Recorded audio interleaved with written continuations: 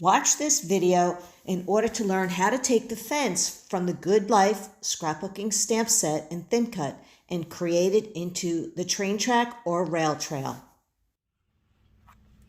Hi friends, it's Lynn Como, and today I'd like to go over just a couple of the details for the Good Life and this particular layout that I made. Now the rail trail is up to you, but I wanted to show you how I created this look and how cool this crackle look is as well. And I'm loving this idea of creating the rail out of the fencing. So I want to show you how I did that. But the Good Life is a beautiful collection and there's so many great ways that you can use it. But let me just show you some of the quick details. So in order to do that crackle look, I'm going to use this design element stamp set and we're going to use the crackle. I'm going to use the toffee ink and a piece of scrap paper just to show you. You're going to season your stamp first, ink it up in toffee, and I wanted to show you that I would put this together. In other words, you can see how this design is a little bit open here. So now I'm going to take this and just turn this around and kind of link it so you get to see how that looks. And then you would just do the same thing. So depending on how much you want to do, that is all you need to do in those corners. The next thing is you're going to use your sponge and you're going to use this to add some color, right? To deepen it, to stress it, have a little bit of fun with it, and get this really cool distressed look. And then to add a little bit more detail, you can use mocha or espresso. So here's the difference. Mocha, think of it like a milk chocolate, and espresso is like a dark chocolate, but it has a little bit of, to me, like a grayish tone to it. And I'll show it to you in paper. But all I need you to do is just to take either one of those inks and just use it as an edge to just deepen that look with the darker chocolate, right? So that is how you get that really great look here and here and in this place, and then edging everything with the toffee ink. All right, so let's talk about how we get this look.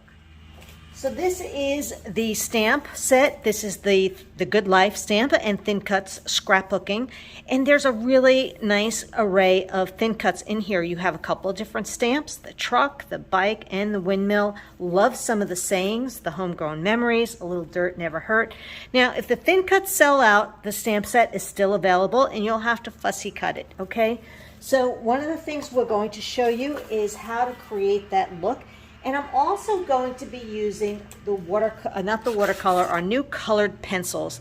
This one is the vibrant natural, the natural landscape. And I'm going to use the natural brown to color it in. So here we have, I've already taken the time to thin cut a couple of the fence, and I'm going to do this one in espresso. And you'll note that there's like a little bit of grass along the bottom, and we don't need that on the rail. So this is a great way to also create a roller coaster rail, train tracks, things like that. So now you can see this is done in espresso, and I think I might bring everything a little bit closer so you get a better look. And all I need to do is just color these in. Now the new color pencils are very, very easy. They're not watercolor. You're just coloring them in with the pencil, and I'm just going to keep it with one color. Now there are a couple of different browns in the landscape, so pick and choose the one that you want to use for your layout. Practice on scrap paper as far as colors go, and just enjoy how easy this process is. I don't need to do this longer rail.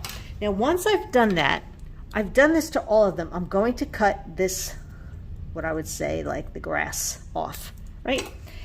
I have plenty of little strips of paper, and this is about 1/4 of an inch. So what I did is I put some glue on it, and I'm going to line up my rail,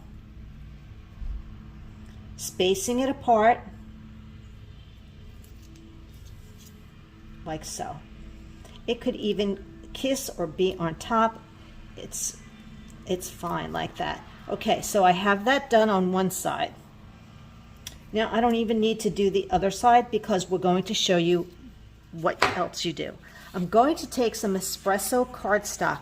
Now I love to use our adhesive sheets, and I cut this just a smidge smaller. Let's just say it's a 2-inch strip, and this helps me cut small strips easily and glues them down. So I have my adhesive sheet right here, and I'm going to glue this right to the top, or I should say the back side. And sometimes it comes out a little bit crooked. That is okay if it's crooked because I can just cut that off. But what I want to do is create a couple of 1/8-inch strips. I'm going to take this and I'm going to line this up at 1/8 of an inch. Make sure you're at that 1/8. We want it right on that line. All right, there you go. All right. I'm going to put that in my stash, and I'm going to use this one. But before I do, I also like to darken this a little bit. I'm going to use my sponge dauber and espresso ink, and this is what I did to this rail. And you know, it was funny, I was showing my husband my idea, and he's the one that says, well, you're missing the rail. I was like, oh, that's what it was that I needed, right? To create the railroad track. So this is just showing you another way that you can use fencing to create a train track, a roller coaster track, or whatever you need this look for. It's pretty cool. All right, so it just darkens it a little bit so you can see the difference right here. What a difference that color made. I'm going to peel off the skin.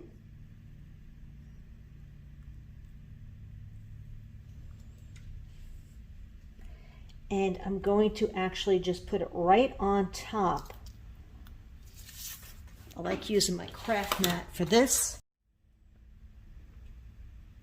But this is the look that I created. And you could keep going as far as how many pieces do you want to create, how many train track, rail pieces do you want. But this is only 1/8 of an inch. And I want to just go over a little bit on that, and that's the rail.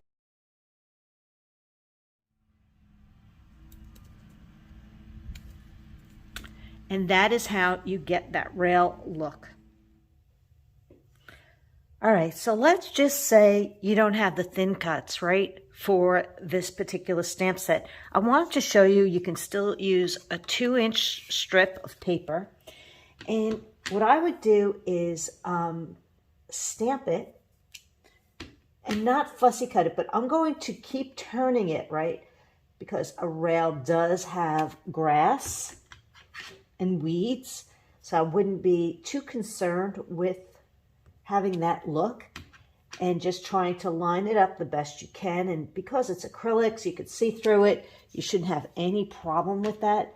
But this is just showing you that this is a possibility in creating the same kind of look.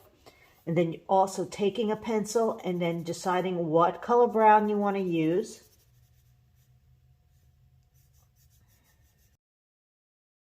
Let's just take some green, and I'll probably, which one is this one? Oh, nettle green. And if you want, just add a little green where the weeds are.